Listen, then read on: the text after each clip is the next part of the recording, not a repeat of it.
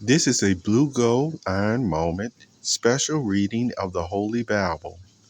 These readings are taken from the Book of Judges, from the Bible in Basic English Translation.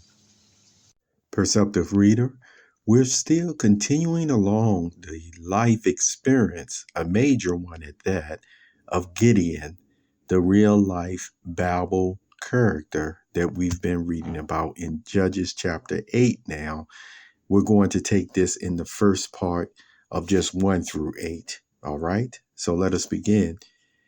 And the men of Ephraim came and said to him, why did you not send for us when you went to war against Midian? And they said sharp and angry words to him. And he said to them, what have I done in comparison with you?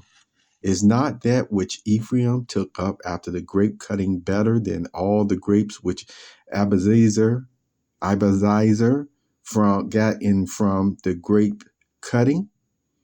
Excuse me, that was verse 2. So there's a word you may want to look up for the pronunciation, the name.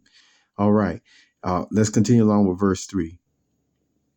God has given into your hands the chiefs of Midian, Oreb, and Zeeb. What have I been able to do in comparison with you? And when he said this, their feeling about him became kinder. Then Gideon came to Jordan and went over it with his 300, overcome with weariness and in need of food.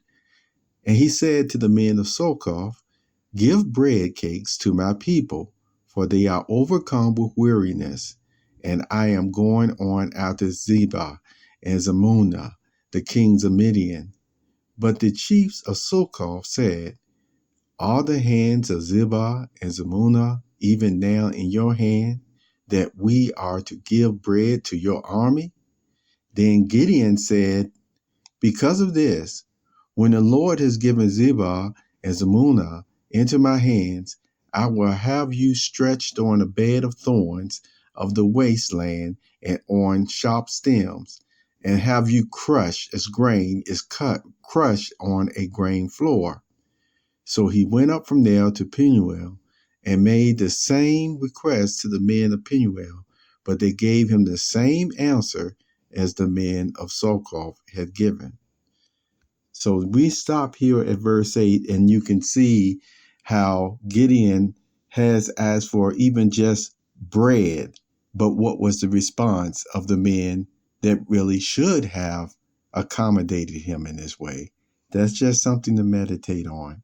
Also, until next time, then we'll conclude with Judges chapter 8. Have a wonderful day, Perceptive Reader. Take care. I hope you have benefited from this reading of the Holy Scriptures, also known as the Good Book and the Holy Bible, whose author is Jehovah God.